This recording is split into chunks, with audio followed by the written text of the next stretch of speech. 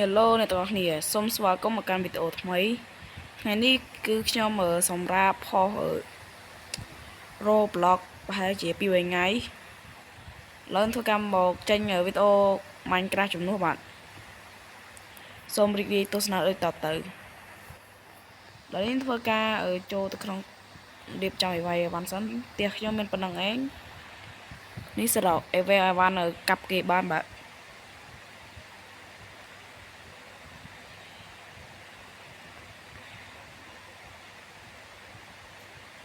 ដាក់ធុងទឹកយកទៅតែមួយបានហើយរៀងឡៃទៅគេបាទសូមអធិស្ឋានផងប្រយទូរស័ព្ទវាកថាវិញ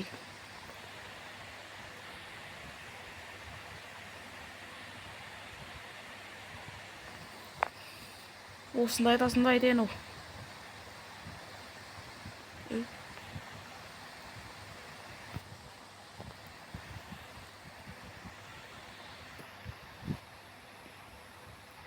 អូយគៀងជាមកអីស្អីវាចាតាអញហើយឆ្ងល់ណាស់គេនៅមកធ្វើផ្ទះគេខ្ញុំឈ្មោះស្អីកាស៊ីស៊ីននេះគូយោបលប៉ះក៏ទៅនេះបើក៏ទេក្នុងស្វើគេ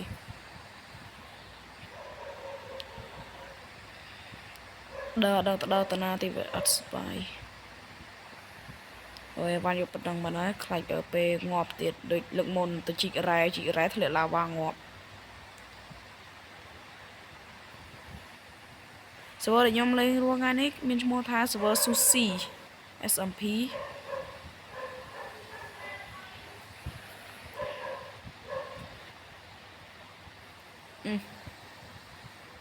ណាគេមកធ្វើទៀតស្នេហ៍មួយទៀតនេះអ៊ីជួយចឹងបានសម្បូរផ្ទះខ្ញុំសម្បូរជ្រុកណាស់មកដាក់ spawn ជ្រុកបដ ாய் កាប់ season វៃគេវាយត្រាកូនងាប់អីចឹងទៅគេជេរគ្នាផ្អើពេញហ្នឹងឯងបាទគេទៅដើមពងនេះពេញហ្នឹងឯងញ៉ាំខ្វល់ទេសំខាន់ដល់រលរបស់ស៊ីបានសិនទៅណាមកឡងសាសៃអូនបកែកកាត់គូគូតែអូនជាស្រ័យរមុំក្លិកទៀតបាទយកមក server នេះមកក្លិកបាត់មួយឆាំងនេះធ្លាក់ងាប់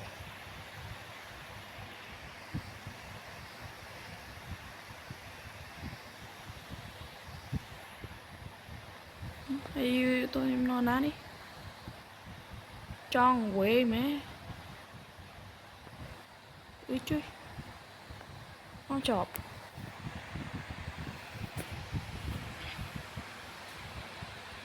/l ands ដក c បិទនេះវិញអូម៉ៅយើងចាំនេះប៉នឹងចាំចំនួន3វិនាទីយើងមកដល់ទីយើងវិញថាខ្ញុំលេងអត់មានធ្វើអីសំខាន់ទេបើមិនស្អីអត់មានអីលេងទេក្នុងserverនេះគឺថាឆាត់ខំមែនទេក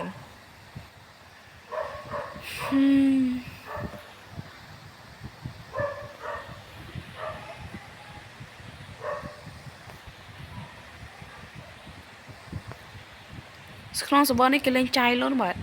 លេងចាយលុយបាទគឺថាបើសិនជាអ្នកទាំងអស់គ្នាណាចេះលក់អីវ៉ាន់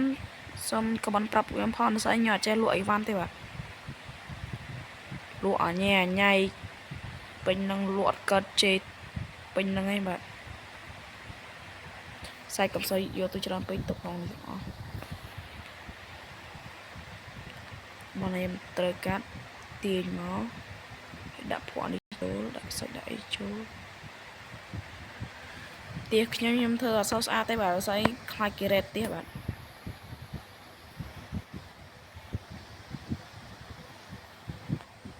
ត្រប់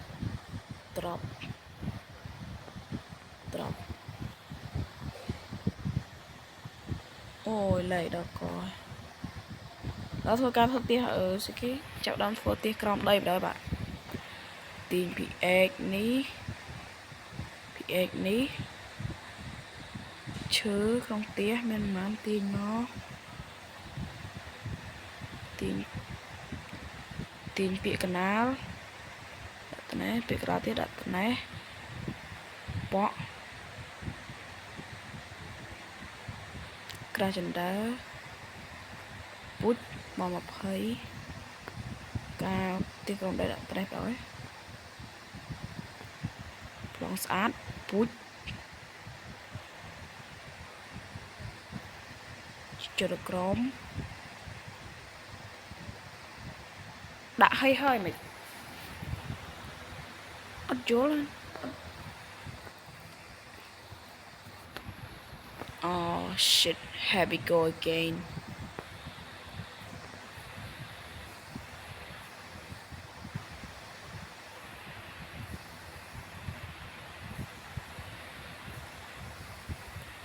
trong này thằng mất hơi hơi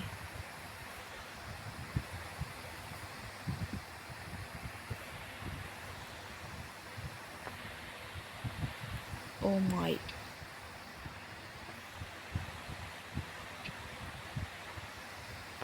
the end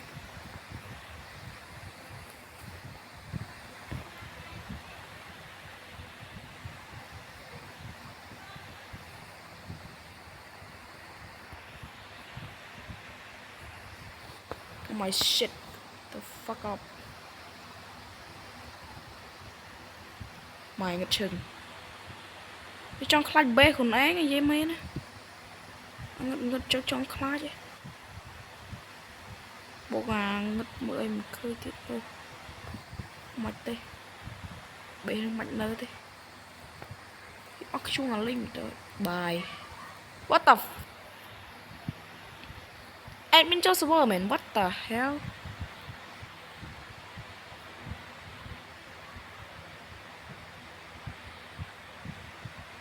nhưng mà cái chỗ ở night vision night vision tôi đang thấy ngất chừng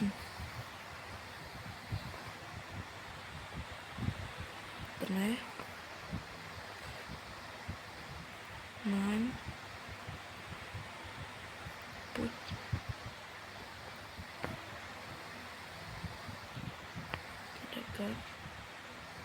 tôi cả chỉ từ một chị từ trường hiền từ đó coi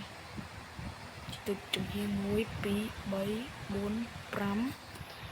mà nghĩ muối bí bấy 4 pram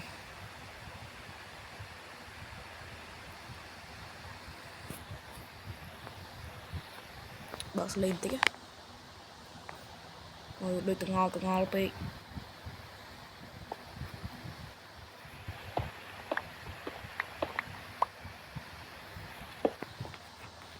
đặt lên off đó nè trim lên đó tôi đặt muối bí bấy 4 gram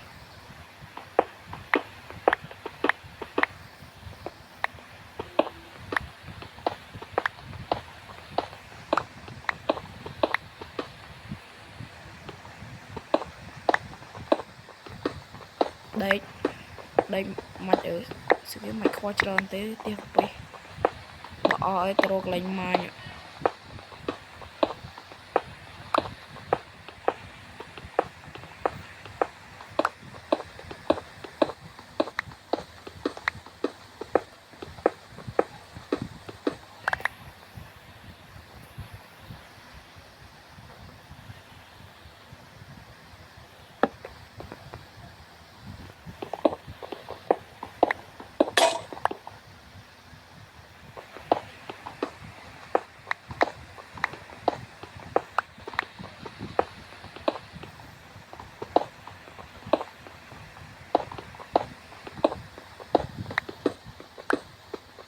nó skip cho ở cái này thì nhóm chỉ cái này cho đó bạn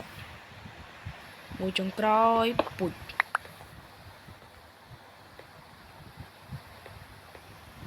rồi pi bấm top này chạy pi vậy cả nhưng mà tên phơ thế chăm thôi nó video có bạn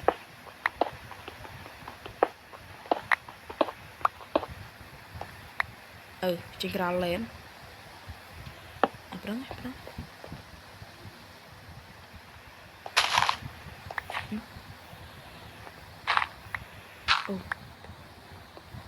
oh Hannah oh hello nó biết ơi mình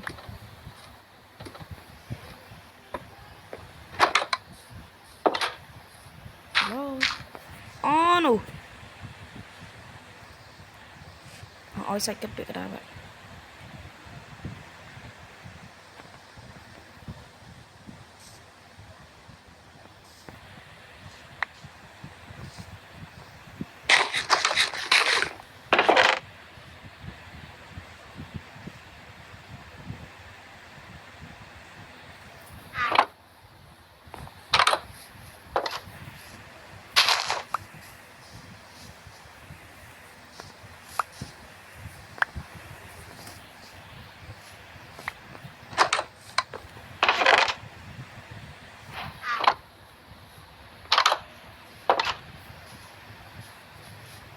mùi bí bầy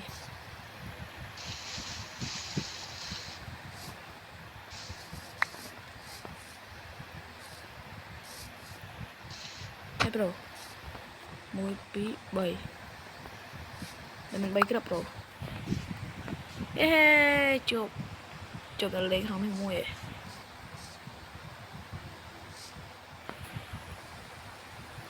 nó bị ếch mùi này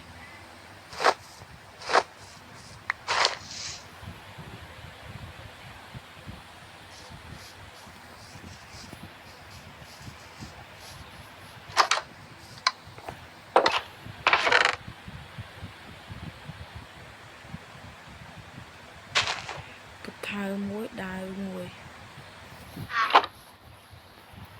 nó sai ở kêu cắt bắt hết đấy nè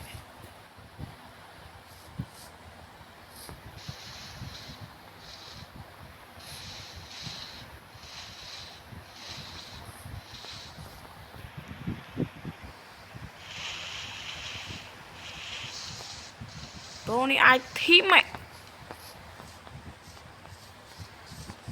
give you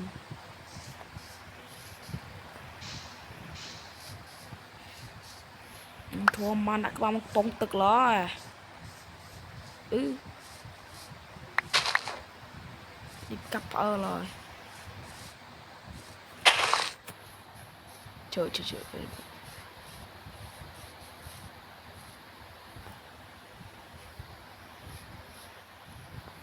y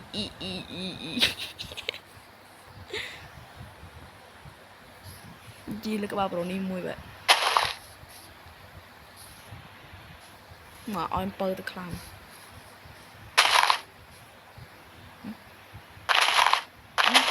what the hell per cặp bàn lên nhóm á pro tôi lấy sao vậy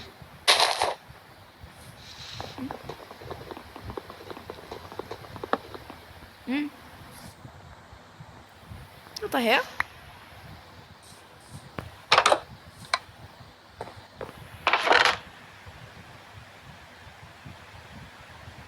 nó lấy sao vậy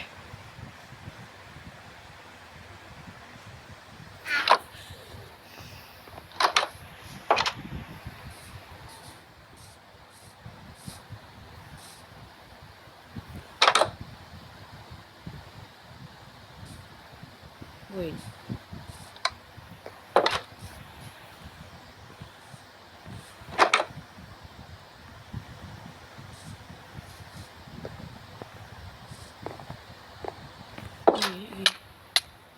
what the fuck what the hell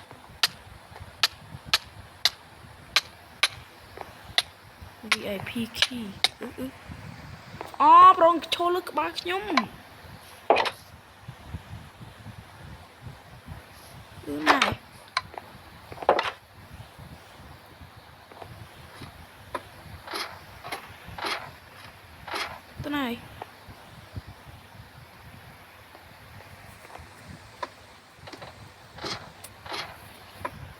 bà bạn tao nào bạn chộp này VIP key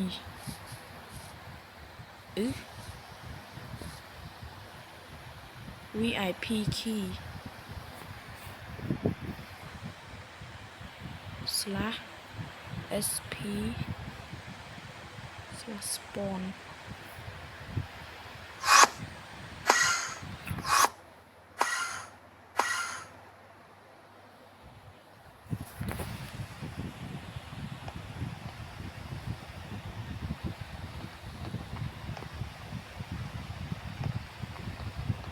I still cooking.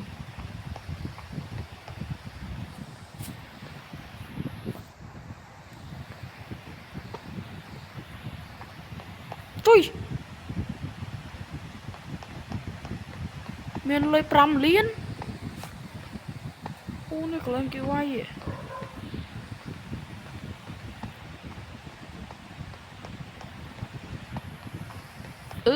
Cho nó lobby.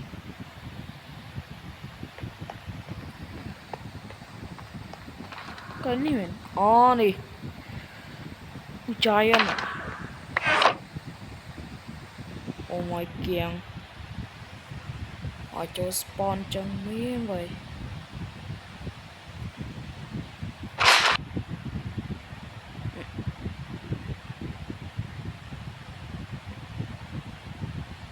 Cũng thay đi server á. Welcome me. Restart server main.